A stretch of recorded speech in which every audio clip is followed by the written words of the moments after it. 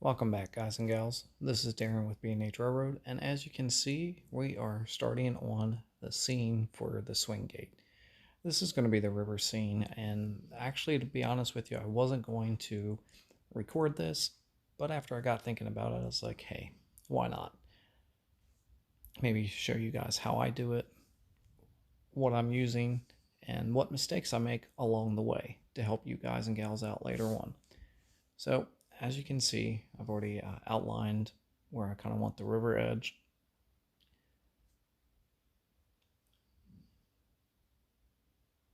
And then this, as you can see there, I have a kind of a small little island. That's where one of the piers for the bridge is going to sit. And then that's going to be cut out too. And then this little other section over here, that's going to be another little island for the other bridge pier that I have. And then that's going to be the end of the river scene on that side. So what I plan on doing is a couple different methods. I'm just going to kind of go along with my razor knife and kind of score the sections that I am cutting, and then I'll come back with a wire brush and just kind of rip it out, if you will, and kind of get it to the desired level or depth that I'm looking for. Now this is just all rough in. Alright, so as you can see, I'm just kind of going along here on the river edge, getting the bank the way I want it, getting it close, because like I said, this is the kind of the mock-up stage, so kind of getting a general idea of what I want, and once I get to that point, I'll get everything smoothed out with the wire brush, and then I'll come back and I'll add the sculptor mold or drywall mud for my base, and then I'll just kind of smooth everything out and build my banks up and whatnot and get it the way I want. Okay, as you can see, I'm just using the wire brush here, and I'm just breaking up some of the sections of foam that I cut.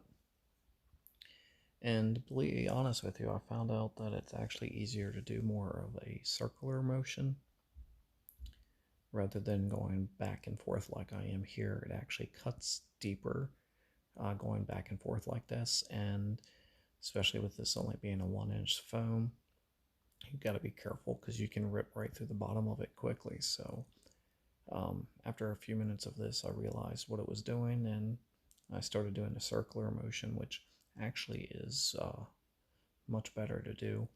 It kind of gives you more of a smooth bottom.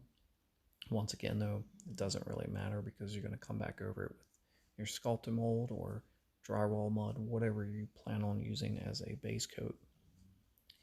So the next scene here, you'll see where I've cut everything out completely and went ahead and painted it brown just to kind of give me a idea of what I'm looking for and to kind of highlight any flaws or any low points, high points, or anything like that that I need to do.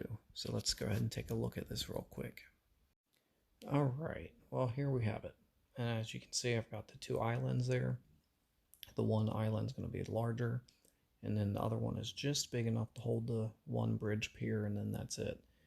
So for the most part, I've got everything exactly how I want it. The brown just kind of highlighted the low and high spots for me, and yeah, it's a little added step in there.